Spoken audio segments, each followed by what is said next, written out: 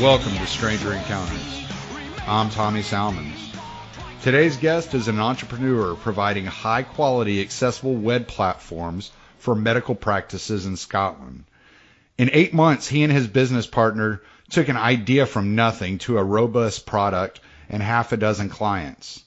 6 of those months were spent sitting, listening to doctors, patients, and practice managers to ensure they built exactly what they needed. Build it and they will come is the opposite of their work ethic. In his spare time, he is an activist for couriers in Scotland fighting for fairer rights. Sam Watt. Hey, Sam. Hey, man. It's good to be on the show. Oh, man, I'm glad to have you on. I know this has been a long time coming. We've been trying to do this for a while.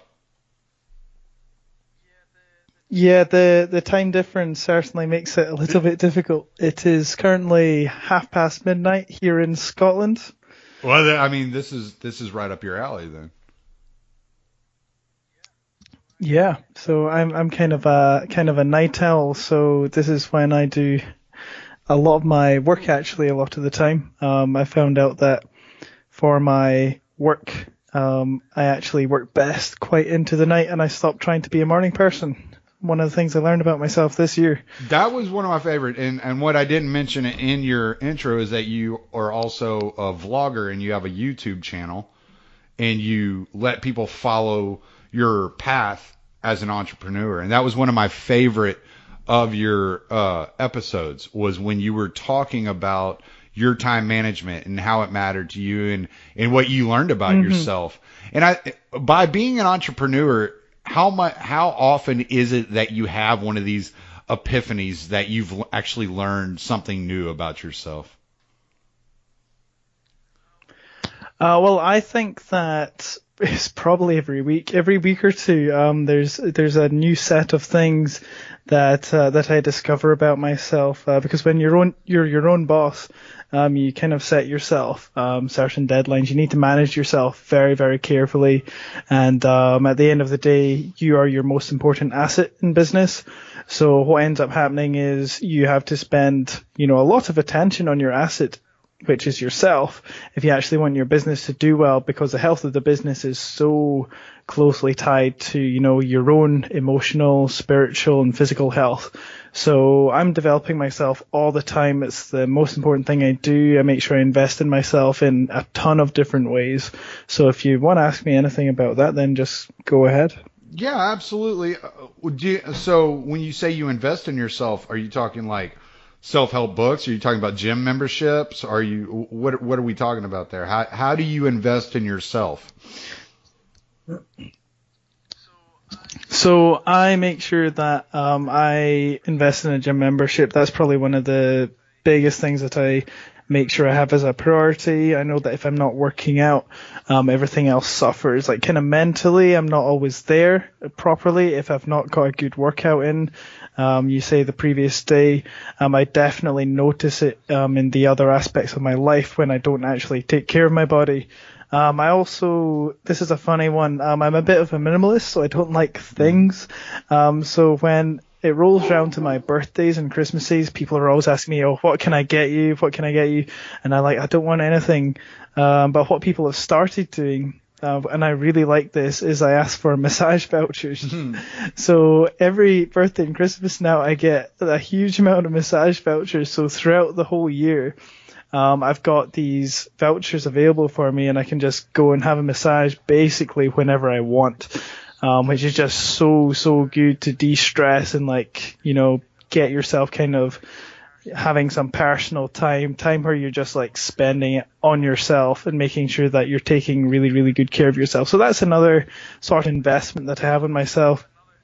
Another thing that I've really invested in the past, I think it's very important, if you have uncertain, you've got some things in your past that you think you really need to work through, as I've invested in counseling before, and this has really, really helped me to actually build confidence in my character. I've had a lot of things in my past that I've been able to work through by investing in counseling. So by making sure that, in that sense, I'm mentally very healthy and, making sure that I'm processing things in an emotionally healthy way too, making sure that I don't just ignore things that have impacted me in my life.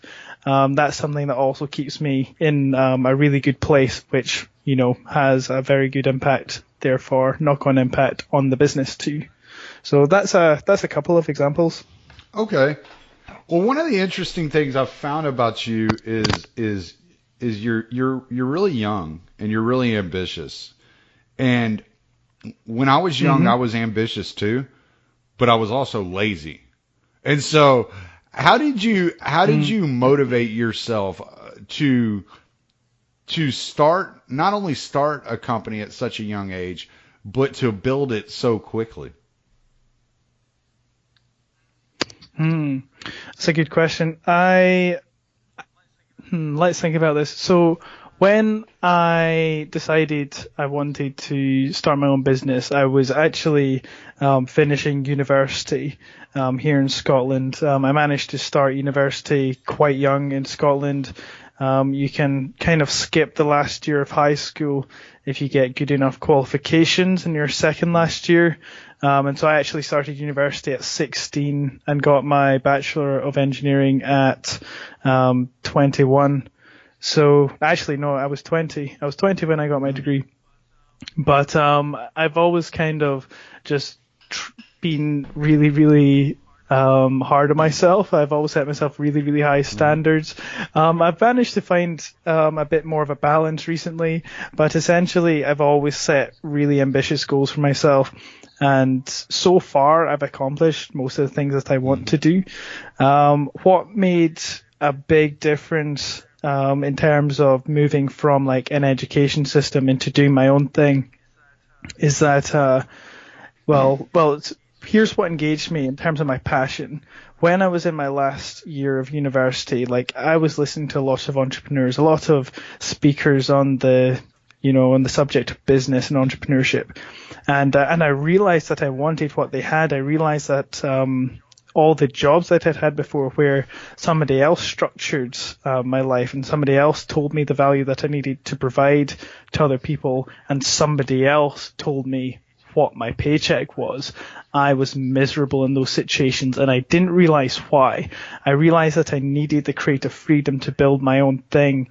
And one of my favorite quotes, I can't remember who said it, but it's just a great line, which is entrepreneurs don't become entrepreneurs because they want to, but because they have to. They suffer otherwise.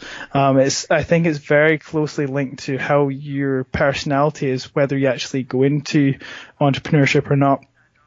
And in terms of me doing this at this stage in my life, I actually got told by a lot of people right after graduating, oh, you need to go into industry before you even think about business. Like you're too young to think about this sort of thing. But kind of looking around at the evidence, I kind of saw that there wasn't any point in going into develop a software engineering skill set or whatever that would kind of be the natural next step out of my education with my degree, because when anyone goes into business, and I've seen the evidence for this over and over, they have to essentially learn a lot of things completely brand new anyway. So I thought, why don't I just start now? Because I'll have to learn a bunch, whenever I start a business, and I know it's what I want to do. And so I didn't know what type of business I wanted to do at first, but I decided before I graduated that I wanted to run my own business. So over the next few months after graduating, while my peers went and got incredible graduate jobs with really nice starting salaries, and they were starting in all these big places like JP Morgan, and they all were just having a really great time with their first jobs, I decided to deliver food on my push bike. I'm actually still doing it part-time to make ends meet while this business, gets off the ground in its early stages. But I just cycled around the streets of Glasgow for months and months. And eventually I got talking to a friend of mine who eventually is now my business partner.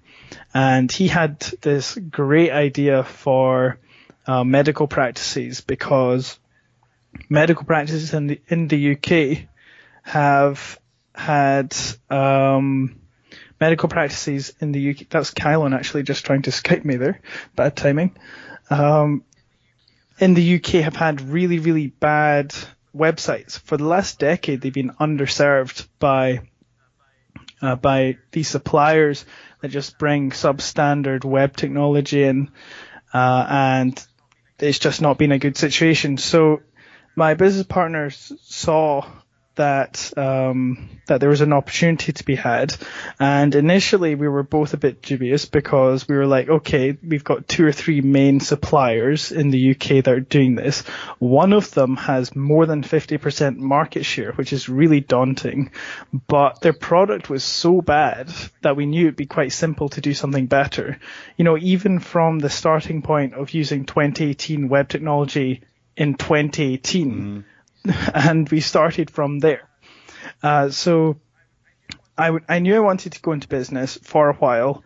And then when the opportunity came along for me to connect up with my business partner, he is a software engineer and he's an absolute genius. He's so good at what he does. He is an artist in everything that he develops. It's an absolute pleasure to work with him. He just brings everything to life and is really, really good at just bringing these ideas into reality. So we decided to just start talking to doctors and find out if this was a problem that they felt was actually a problem. We sat down and we just asked them all their problems, and we tried to address as many of them as possible using good web technology. And after a few months of talking to as many of these people as possible, we actually built a product that looked very different from what the existing suppliers actually had.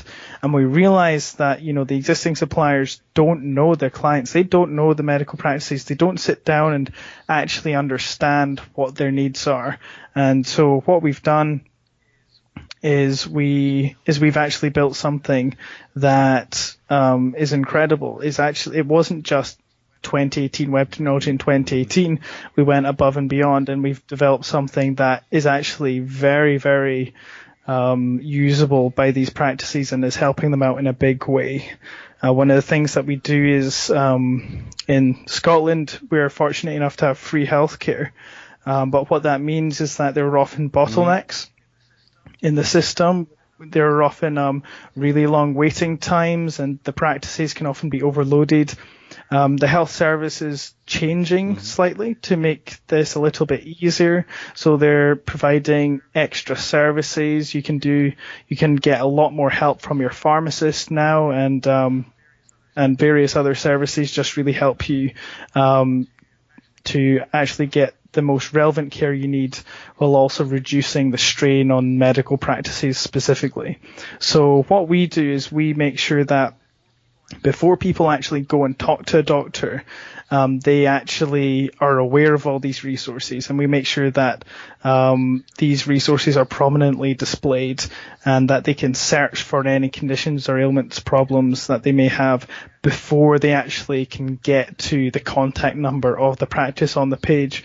So it's kind of like a reverse sales funnel. We're trying to get less conversions of people into the practices and more people out to the broader health service, which is now working in a way that makes it the strain less on these practices. So we're actually using web technology to actually facilitate this and make this an actual reality, because the resources are now there, but people aren't aware they're there. They currently go into their existing medical practice website, and it's a mess, and they can't navigate anything. They can't find any useful information. But what they do see is a phone number prominently displayed at the top of the page, and they just call that number and they book an appointment when actually they could have gone to a more relevant resource. So we're trying to stop that from happening. So that should give you a bit of an idea of what we're doing to help these practices. Yeah, no, excuse me, it absolutely does give me a decent idea of what you are doing, and I think it's amazing because that's one thing as I don't know if it's more so in today's age. Maybe I'm just more aware of it today, but I think you have to be very aware of who your audience is, who your customers are, what their needs are, and how you can help them. And you are working, whether you've fully worked out all the kinks or not, you're actually working on renovating an entire system that was bogged down in unnecessary stresses. And this could help millions of people, and it could be used worldwide before you know it, in places like Canada and all these other places. How do you feel about being involved in something that could be so massive over the next 10 years? This is one of the most motivating parts of actually being involved in this business. When we first, started into it, we realized it wasn't the flashiest thing. It's not your traditional startup software company where you build this fantastic consumer product and it's just the most amazing thing. You do deal with a lot of difficulties in the industry. You're exposed to a lot of really, really bad technology, and also a lot of the doctors and practice managers, they aren't so well versed in tech either. So you need to help them through with a lot of things. They aren't always the most technically able people. So we're having to educate a lot of people into, actually using tech, better. And what we're hoping to do is with the technology that we're using is we're hoping to make it as simple as possible for everyone. What's really exciting, of course, is the long-term possibilities that this opens up. Something that we've got a really big impact, emphasis on is actually the scalability of the platform. So we built a single platform that we know works for medical practices. We've listened to them and we built something around it, and we built this platform out. And whenever we bring a new medical practice in, we set up an individual website for them, and it's based on this platform. And now the beautiful thing about this is that if you update the core platform, every single other website updates. So what you've got is people in medical practices who use our product. They'll be paying the same monthly price, but the value of their product will actually be increasing month on month as we update to the most modern web technologies, and they don't need to lift a finger to do that. They don't need to call in and say, hey, our template's a bit outdated, or we could use this or that. No, we've got you covered all the time. We know what's best for the practices, and we use it as much as we can. So it also keeps it more secure because we're using the most up-to-date things, and more relevant technologies too. People will actually feel as though they're in a medical practice website that belongs to, the year that they're using it in.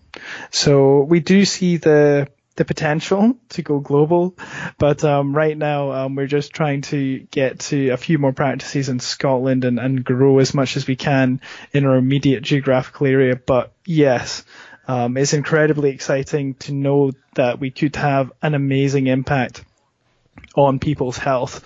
What is really encouraging is that if what we're doing really starts to work in these practices, is that it could save the National Health Service Scotland millions of pounds through directing people towards the most relevant resources, and we should see a drop in the number of actual doctor's appointments, which are, quite expensive for the government to fund, and that's why there's a big bottleneck there, and that's why they're trying to reduce that. So if we can have any hand in that at all, that's just so encouraging to be able to have a direct impact on patients' lives, literally just through really, really good web design, essentially. Yeah, well, and I'm guessing there was somewhat of, you had mentioned earlier that the people that were designing the websites previously, probably didn't sit down and discuss with the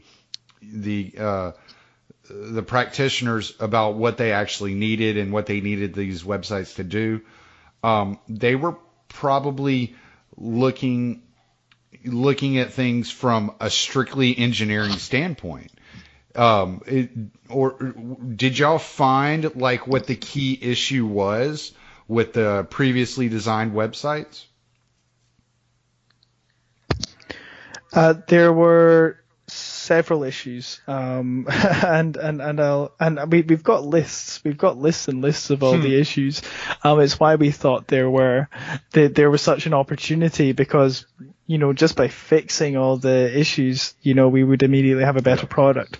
So to start with, a lot of them don't even use SSL, so like their sites aren't encrypted, and it's not likely for a medical practice website to be attacked, a DDoS attack or anything. But the health service did come under attack quite recently, and so there is concern that various healthcare technologies may be targeted by hackers with malicious intent for some reason or another, because it is happening. So people do need to be careful. The last thing you want is for your patient to try and access crucial information about their health on their practice website, and they can't access it because it's been taken down, because it's just not secured. It's really, really basic to secure a website with SSL, and we can't believe that so many of these sites have been left unprotected. Another thing is that the content on the website, it's all there. Like, what people had access to before, all the information was there, but it was impossible to actually get to it.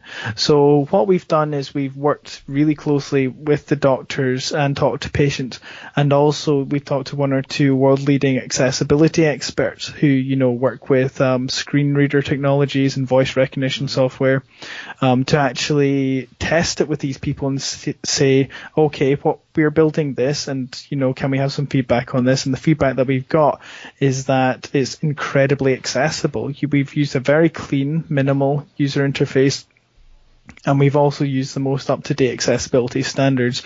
And the combination of that attention to detail and keeping up to date on those standards means that people of all ableness can actually come in and access the website and find exactly the information they're looking for in seconds, rather than trying to dig around and find it.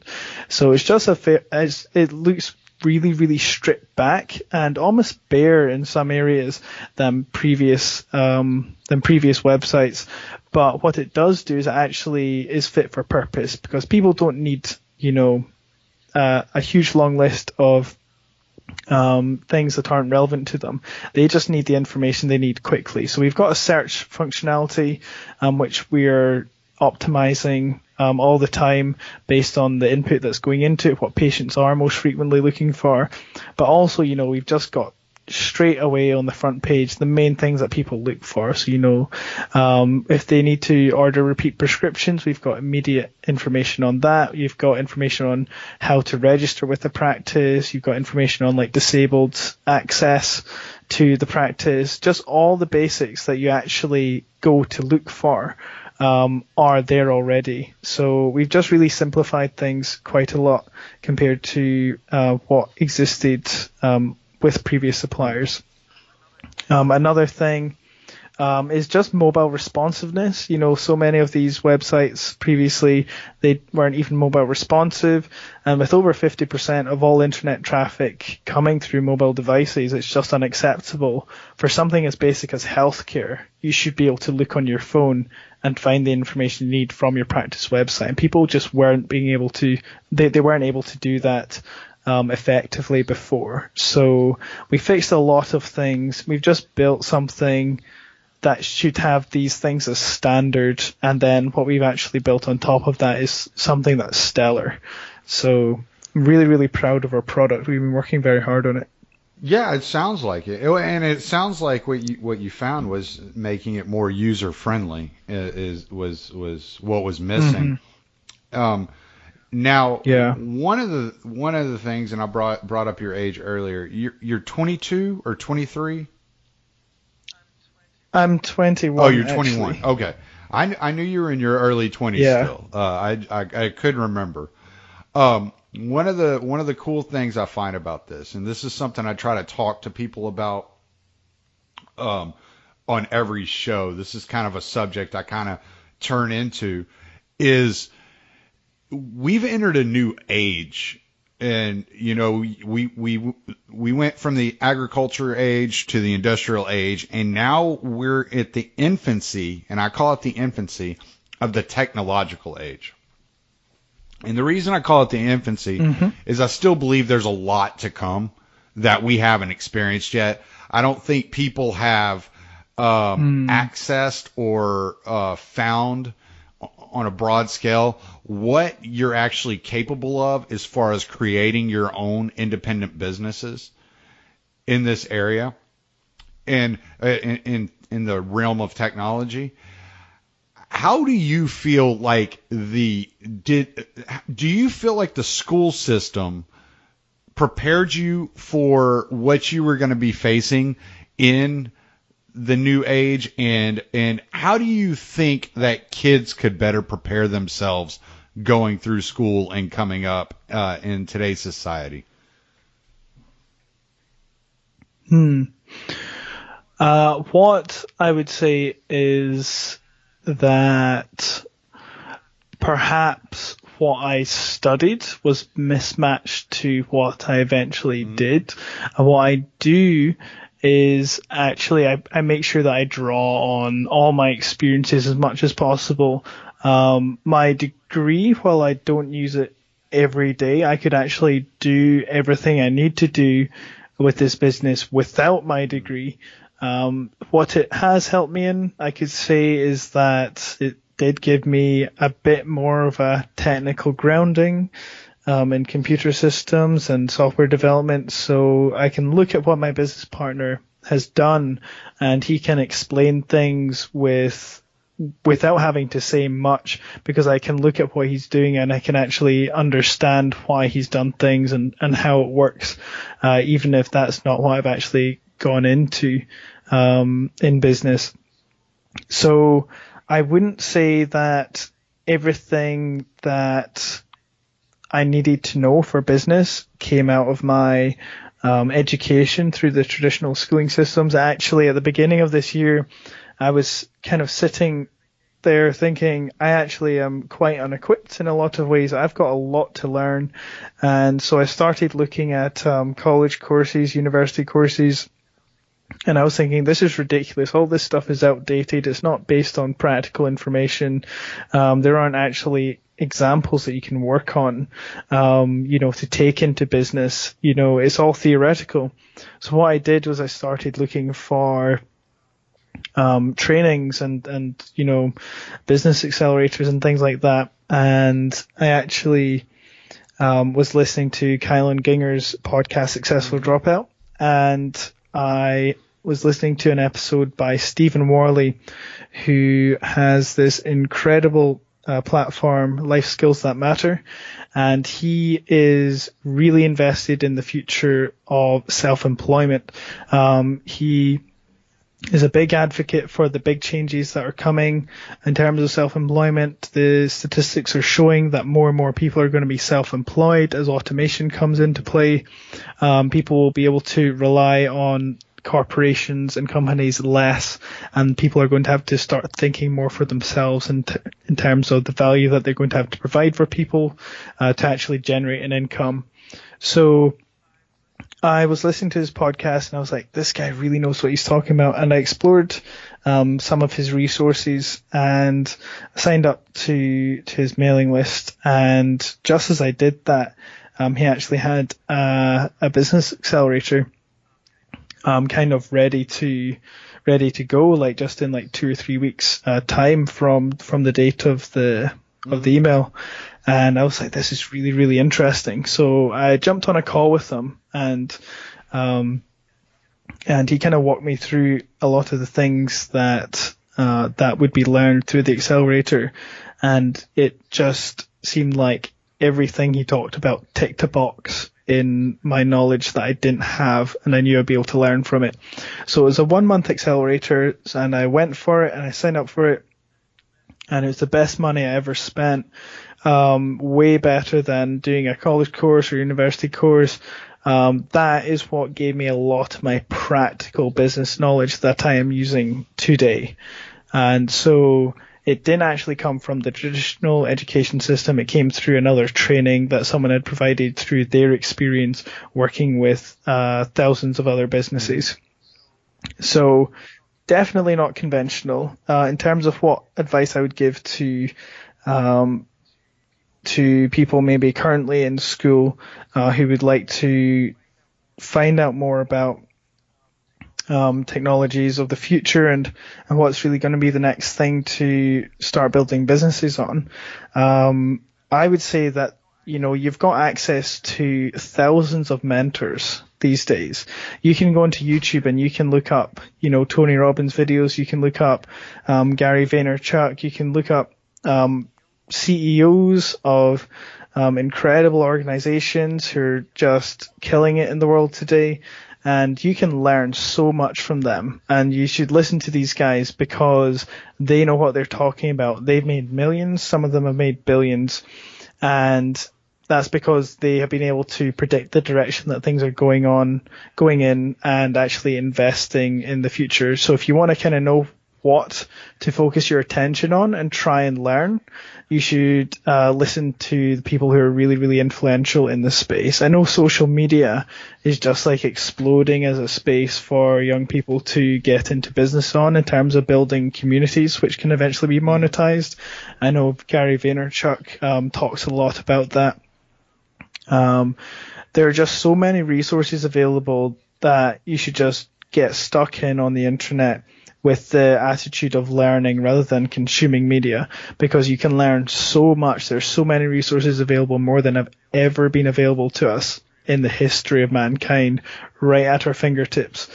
So I would turn to the internet, because you've also got up to the minute updates on what's actually going on in the world. You can look at a transformational leader in the space of social media who posted something super relevant yesterday, rather than sitting in a classroom learning about some technologies that were used maybe about 5 to 10 years ago and may still have some useful application now, but it's probably not at the cutting edge of things. And you might get a reasonable job, but you're probably not going to make as much of an impact as you might envisage yourself being able to. So that's kind of the advice that I would give. Yeah, I always I look at it and I almost feel kind of jealous of my kids because of the opportunities. Now my oldest son, he's 20, and the opportunities that he has available to him, and I'm like, man, if only I had these opportunities. But at the same time, I had the opportunity. I was there at the beginning of the computer age, basically, whenever computers first started going into the home, and I wasn't even interested in them, so I can't guarantee you I would have done anything with the opportunity anyway. Having grown up though and worked for other people for the last 23 years. I can tell you that I am glad my kids have the opportunity to not be stuck in a job, and have to go into into self-employment or entrepreneurship with a high overhead. Like, that's one thing I'm very thankful for. And you said something about how more people, I think you said it was Gary Vaynerchuk, talks about how there's going to be more self-employed people. And I remember hearing someone talk about at the beginning of the Industrial Revolution, during the agricultural age, 80% of Americans were self-employed. And then after the Industrial Revolution, it dropped to like 15% of Americans being self-employed. And they were guessing that the technology today is going to bring that statistic back up to the 80%. And that's really inspiring to know that you can be right on the edge, right there at the beginning of this explosion of entrepreneurship. That's really inspiring. And I can tell you from experience, people my age, most people my age, my friends, they don't see it coming.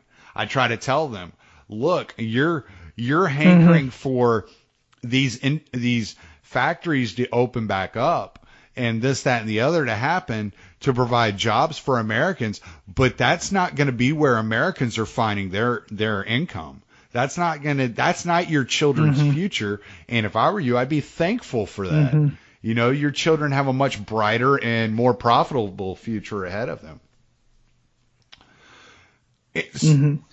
It's going to be much harder work for people, but it's going to, if people step up to it, a lot of people could have, you know, much more incredible futures ahead of them. But people need to start thinking about it as soon as possible, for sure. You don't want to miss this boat.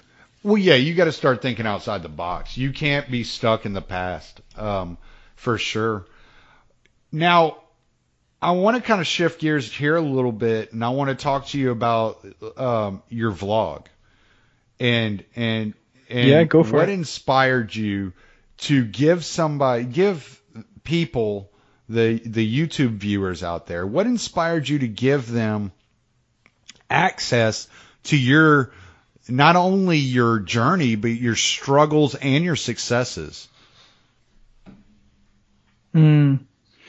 So, why I decided to start up this current series of YouTube videos, Entrepreneur Path, was because I was at this entrepreneur meeting about, let me think, it was like February, March of this year, and there were these two Scottish YouTubers at it, Sean Alexander and Gavin Bell, if you want to check them out.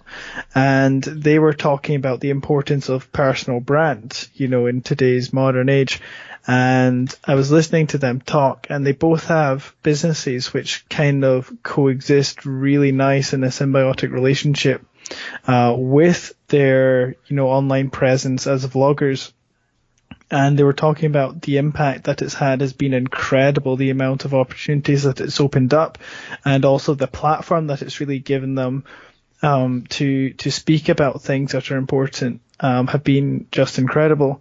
So when I was listening to them, I was thinking, you know, I really need to get on this. I think it's really important. I've done YouTube videos before. I used it you know, as I was growing up, for my creative expression. I used to do music on there, but I hadn't really touched it for a while. So I thought, why not let's start this new series on this business that's just in its early stages. I think it's going to be quite an interesting journey, and other people could really benefit from it.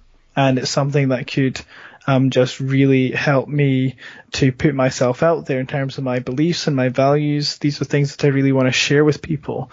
I think that I've got a lot of things to say in the world that could really help people. So that's why I started. I actually went up to these guys after I'd heard them speak, and I asked them, would you guys mind if I'm really, really annoying and talk to you guys for the next month or so quite regularly? I'd like you guys to keep me accountable on uploading a video every day for 30 days. Because I want to get into this habit. I've seen you talking about how important it is, and I've latched onto it. And they were like, yeah, sure, go for it. So for the next 30 days, and that's the first 30 days of the vlog, if you want to go check it out, Entrepreneur Path, Sam Watt, W-A-T-T, you'll be able to find it. The first 30 days I did all one day after the other. I did one vlog every day for a full month. And it was the most exhausting thing I've ever done. I was doing this business accelerator at the same time as well. So I was learning so much and doing so much. It was incredibly intense, but I'm so glad that I did it. After the 30 days, it really cut my learning curve. So if I'd done these videos weekly, actually, you know, it would be more than half a year before the quality actually got to the stage that it did within a month by doing it really intensely. So it cut that initial learning curve of producing high quality content. And from then on, I've been doing it weekly ever since then. And it's been a really, really great experience.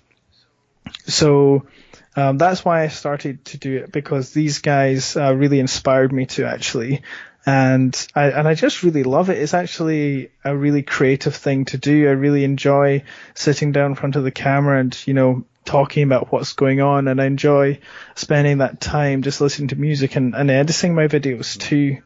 It's just beautiful to be able to take something of your life and package it and put it out into the world, knowing that people are watching it and it could really, really benefit them. Yeah. And the first, I didn't watch all of them. I told you I was going to watch all of them, and I got through 20 of them. And the first, I remember thinking when you first started, it was probably like the first 3 or 4 seemed like you were like trying to find a rhythm. You're trying to figure out how to do it. But you were like, I made a commitment. I'm going to stick with it. And then after that, you kind of found a groove, and you were bringing forward content. You were bringing forward kind of your courier job, and you were kind of showing a little bit of the city, and it was really cool seeing all of that. But the back to the accountability, how important do you think that is for someone who's striking out to be an entrepreneur? Because you don't have a boss making sure you do something, but you still have to, you're still going to wake up some days and be like, I just don't want to do anything. I'm just not really in the mood. How important is writing out goals, keeping to those goals that you've written out, and having someone that you're accountable to? How important are those things? Absolutely invaluable. Like, you would not be able to, like, you will not be successful if you do not understand the value of these things. I quite like thinking of goal writing as a way of carving your way through chaos, because there's always going to be a million different things that you're not going to have control over in your life. But if you write out goals, it's a really focused point that you're making. You're saying, these are the things I'm going to have an impact in. These are the things that I'm going to change in my life, and these are the things I'm going to actually aim towards, and I'm going to get there. But you're not going to get there at all without really good people in your life to keep you to it and hold you to it. It's impossible to do anything alone without people around you. Your life quality suffers. In fact, the communities in the world that have the highest age, like life expectancies, are the most communal. Like, they spend the most time together, and life expectancy is decreased when there's lots of loneliness in a society. So you really, like, it's literally playing with life and death if you don't have good people around you to support you and encourage you on your path. So I actually found that going to as many entrepreneur meetups as I could was one of the best things that I could do, because you're surrounded by like-minded people. You can find people who are working on similar things, and you can find people who you can hold yourself accountable to, and you can hold them accountable to. And another great place for these people I found was through listening to a bunch of podcasts and getting connected in with the online communities connected to these podcasts. So the biggest example, of course, is the Successful Dropout community, which I have been part of ever since it kind of existed on Facebook, and that came out of listening to the Successful Dropout podcast. And it taught me a lot, and it also taught me that I needed to have these people in my life that are oriented towards greater and bigger things than, even I can imagine. So it expands your vision. It allows you to realize that things are possible.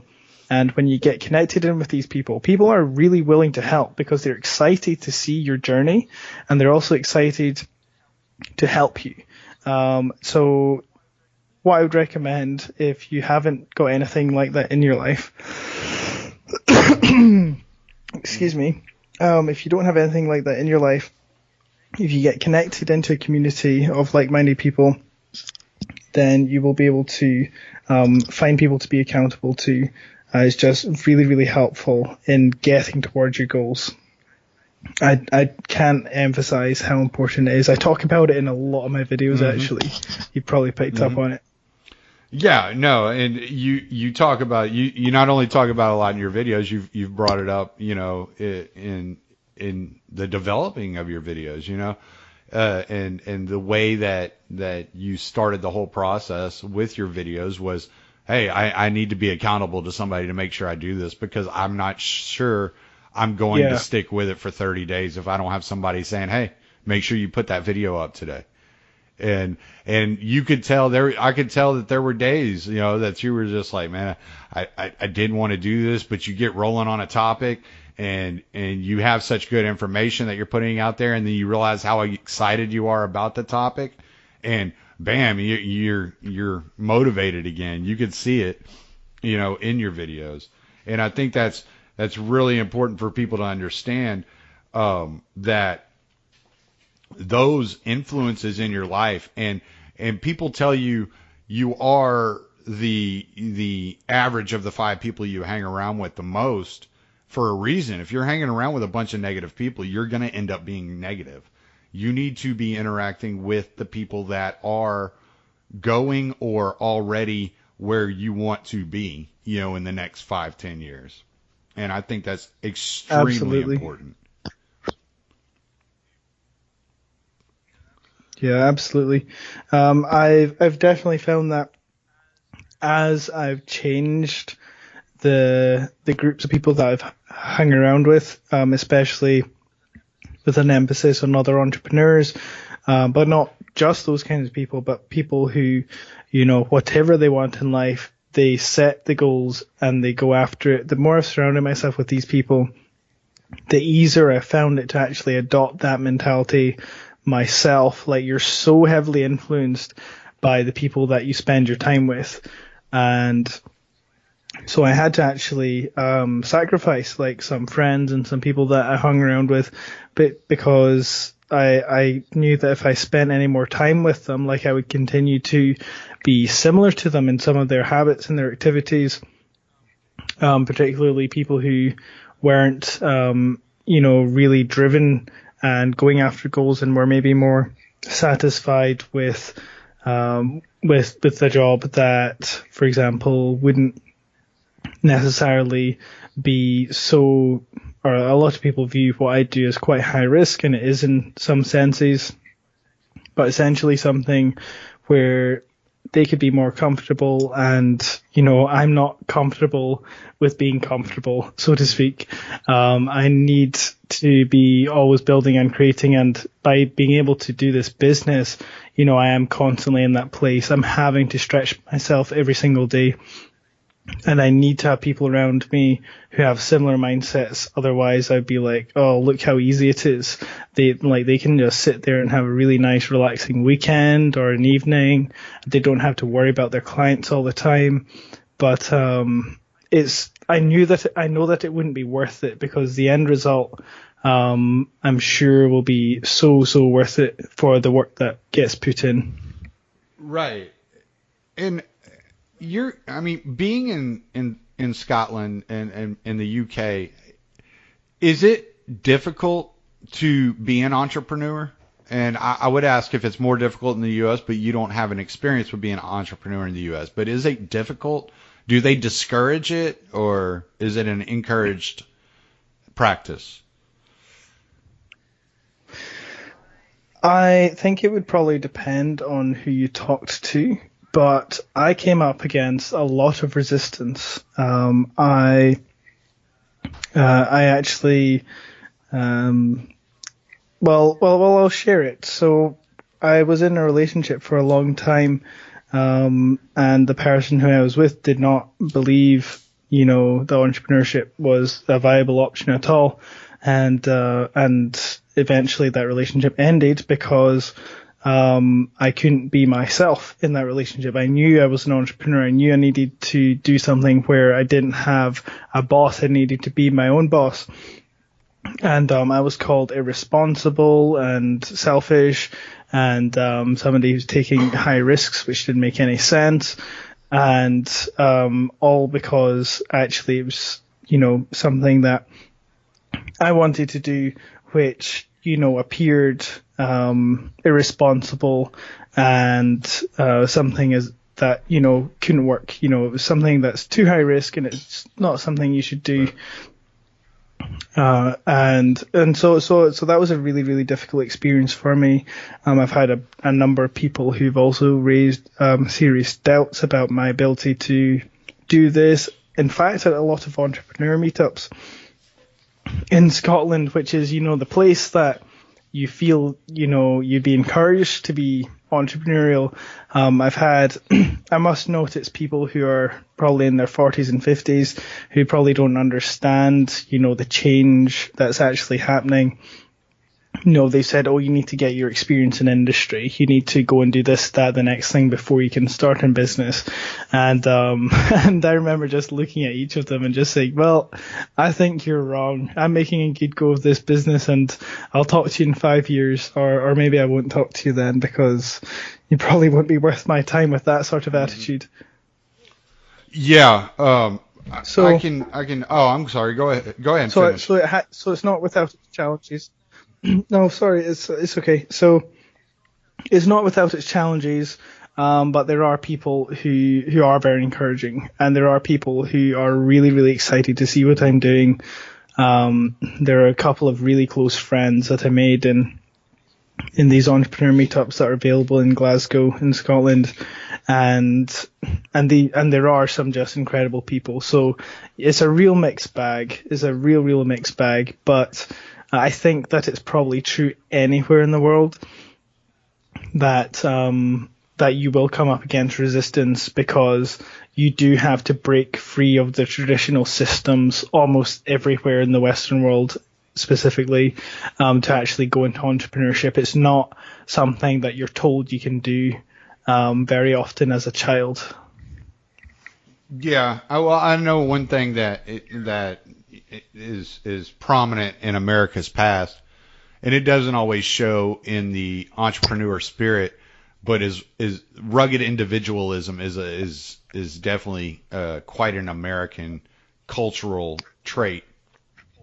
I didn't know if you ran into a lot of resistance about being an individual, even though what you're doing and what you're pursuing is going to help, millions of people. From what I could tell, if you're successful at this, then it could be groundbreaking and just help millions of people. But I think that when you're talking to people in their 40s and 50s, what is missing from that is they have life experiences.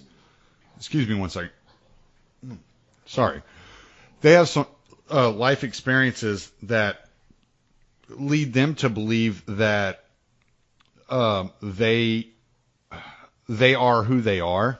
They don't see necessarily let's see if I can talk. They don't necessarily see the value of being around the entrepreneurs. And so just as true as it is for you that you need to be accountable, or that you need to set your goals out, or that you need to be around people either aiming for or already experiencing the same type of lifestyle that you would like to see yourself in, these people that in their 40s and 50s need the same thing, whether they see it or not. Humans are unfortunately and fortunately creatures of habit, and that could be a good or a bad thing, right? So yeah. So what you're experiencing, I don't think is abnormal in any way, stretch, or form. I think what you experienced with these people is because they are giving you their lived experiences, and they're speaking from their habitual nature, and it makes them feel secure, which I would say that's what you ran into with your relationship, is the lack of security that this person was feeling because of the risks you were taking. But at the same time, you're a man, and men are the ones out there, racing cars and riding motorcycles and this, that, and the other. There's a certain amount of risk that needs to be taken with being a man, whether it's jumping out of airplanes or whatever. This is who men are. There's something within us that gives us this need, this necessity for the risk, and it's not to say that there aren't women that do the same thing. It's just that it's more prominent within the men. So I can definitely see how you would, especially at your age, how you would need some sort of risk, how that would make you feel alive. Mm-hmm. And you still have your feet firmly planted. I mean, you're working as a courier still. You still understand that you have responsibilities. You haven't thrown caution to the wind and just dove in head first, which at your age is admirable, because a lot of people your age would just be like, screw it, let's go for it. Well, what's been quite different about our startup compared to a lot of others is that we've run it completely lean. So we both got other jobs that we're still working, and currently we have still not taken a salary from the business. We're just focusing on getting to as many clients as possible at the moment. And hopefully in the very near future, it'll be sustainable enough for us to actually make that next step. But not a lot of people are willing to work for 9 months without a salary. It's a big risk and a big discomfort for a long time to actually get to that place. And I think that is part of the reason why a lot of people don't do it. I think a lot of people know that there is discomfort associated with it, and at the end of the day it might look as if nothing has actually been there to show for it. But I would kind of argue against that and say that even if this does end up to be a catastrophic failure, and the way that things are going, I highly doubt that would be the case. The momentum is really, really good. But even if it did completely fail, the amount that I've learned from it means that I would get up the next day and think, okay, what's the next business I'm going to start? I would just go for it because I'm totally prepared to go into something else now, because I've learned so much. I have this incredible skill set. I know how to make stuff happen like I've never known how to make stuff happen, and that is something that's really, really empowering about being an entrepreneur and building a business. Yeah, well, and you had mentioned at the beginning of the conversation how you had gone through counseling to overcome some of your past and the way you viewed yourself. And I don't want you to talk about anything you're not comfortable talking about, and I'm okay with keeping it as vague as possible. But there had to be a certain amount of what you were doing by going through this counseling. You were building not only confidence in yourself, but you were actually learning to trust yourself. And and Kylan and I talked about this, about being an entrepreneur isn't always about the risk versus the security. Sometimes it's about whether or not you trust yourself to follow through. And there's a certain amount of trust that an entrepreneur has to put into themselves, because if you do not trust yourself, then your alternative is to trust an employer or someone else with your life. So it's kind of six one way, half a dozen another, and at that point you have to determine what is more important to you. And part of becoming an entrepreneur not only is that trust, but it's also you value freedom, and freedom to set your own schedule, freedom to work the projects you want to work, to turn down the clients you don't want to work with. How important have you found not only the counseling you went through, but the development of trust within yourself and within your own relationship with yourself, but also just the desire to be a free man in your pursuits in your life. So the impact of counseling is really high. I think that anyone who goes to a competent counselor will find out things about themselves that they never even knew existed. A lot of people like to ignore parts of themselves because it's pretty difficult to confront them. It's not a nice thing to do. It's quite challenging. But there are certain things that you do need to overcome to actually, as you said, build up trust in yourself and confidence in yourself. And, I really like a thing that Jordan Peterson says, which is if you don't, create a place in your life to stand, you will be given a place to stand. And, whoever gives you that place to stand is going to be the one dictating, what's actually going to happen.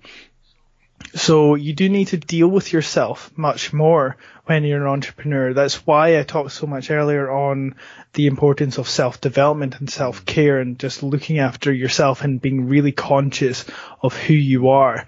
Because if you don't know yourself, then, that's going to have a really interesting effect on your business. Counseling is something that I think would have been very, very difficult for me to get through without. I'll just touch briefly on why I chose to go into counseling in the first place. I actually grew up overseas. My parents were doing humanitarian work over in Central Asia. And when I came back, I was fairly young. And it was in fairly traumatic circumstances, what was going on in the country that we were actually living in. And I was old enough to understand everything that was going on, and I was able to understand the danger that our family was in. And when we came back to a completely different culture than the one that I had actually, grown up in and had friends in, it was a very, very difficult experience. And as a result, I finished primary school and then all the way up into high school. I actually was still really struggling with the culture. I'd never really been able to adapt properly, and it was one of the reasons why I left school early. I worked really, really hard, left school early and gone to university early because when I started high school, I was still traumatized to an extent. I just didn't really know it, and I was often given into trouble for misbehaving and being really attention seeking, but I just didn't really know how to interact properly in the culture. Sure. And I was just trying everything that I could to actually get attention and to get people to interact with me, and I didn't know the most constructive ways of doing that. So like 2 or 3 years ago, I realized, well, it was about a couple of years ago, I was like, okay, there's still probably some damage there that I think could be really, really useful to work through with a professional, someone who's seen the worst cases ever and really understands how to help people with this. And counseling just really, really helped me to understand myself in that place and understand exactly what I went through and understand why I reacted in the ways that I did when I came back over. And even from the place of starting to understand why, I was able to actually almost reach out to my past self, that part of myself that was the scared young boy who had real trouble coming back from his home culture to a place that was very, very different. And that led to a lot of healing, and it led to me being able to actually look at parts of myself which I'd been scared to look at before. So I actually got a fuller picture of who I was as a person, and that was a big part of me being empowered enough to actually move forward in the world as a complete person. So that was some of the impact counseling had, specifically as how it kind of, worked out for me and why I needed it in the first place. But everybody has parts of themselves that are broken and that you don't want to look at. But counseling helps you really gently reopen these things and explore them, understand them, heal them, and then actually, empower you and strengthen you to actually, go forward, like actually a more complete human being, essentially. And that is, I guess, in a nutshell, what counseling does for you. Okay. And to the point on freedom and how much being free was influential in your journey as an entrepreneur, is that something you think about, or is it just because you really enjoy what you do? I think it's a mixture. I really, really enjoy what I do. I enjoy the mission that I am on, which is to really help patients with their health. It's incredible to find myself doing something that could have such a big impact, and that does fill me with joy and purpose and meaning. However, I think I would be really struggling right now if I was in a high-pressure graduate job where a lot was expected of me, long hours, and I knew it was all for someone else's benefit and for someone else's vision. I think the freedom aspect, a lot of people misconstrue it. A lot of people think the freedom aspect of entrepreneurship is about, or almost primarily, about having ultimately like financial freedom and being able to do whatever you want, whenever you want. And that's true. That's what every entrepreneur like needs and wants to be able to like reward themselves with. But it's more that vision. It's like, I want to be able to choose what I do, and I want to be able to choose how I do it, because, that freedom that gives you, that you are essentially the author of your own life, rather than it being dictated by somebody else. And that, I think, is the more powerful part of freedom in entrepreneurship to focus on. And I can tell you, in terms of just how it feels physiologically for me, I've never felt more fulfilled, and I've never felt more content in my life ever than I have been working on this business, all the way through my childhood, all the way through various different jobs that I've worked through the few short years of my life so far. I am so grateful that I found that I could do entrepreneurship, because I'm so happy doing it, and I just couldn't imagine working for anyone else other than myself. Yeah, I'll clarify a little bit. When I talk about freedom, I'm talking about, I like to talk about freedom on a broad scale, because I think everybody has a different, definition of freedom. I think that some people might find the right relationship to be in and spend the rest of their lives with a person, and that's a type of freedom. Freedom from loneliness, maybe. And then there's the obviously there's the financial freedom. There's, freedom from government intervention. There are all these different things. And I think each person has to identify the meaning of freedom in their own life for themselves. I don't think you can paint somebody in a corner with that term. And that's the reason I use that term, the word freedom, as opposed to other words that you could be using. But I really appreciate your response to that. That was very succinct. What I would like to do is, we've been going just a little bit over an hour.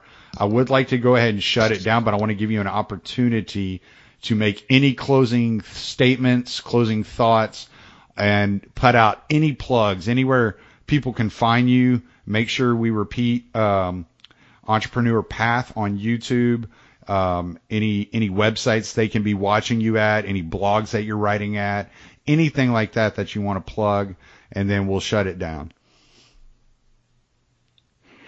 Okay, absolutely. So I think that one of the best ways to actually engage in a conversation with me would be through my YouTube series, because I read every single comment that goes on my videos, and if you comment on a video that particularly piques your interest, I'll be able to help you further on that particular topic. Otherwise, you can find me on Twitter as well. My tag for Twitter is @SamWatt_. That's SAMWATT_.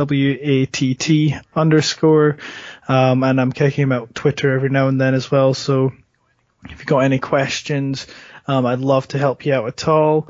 I'd absolutely love just any engagement, any questions that you have. I'll do my best to answer them as well. So those are the two main places you can get me, Twitter and also Entrepreneur Path on YouTube.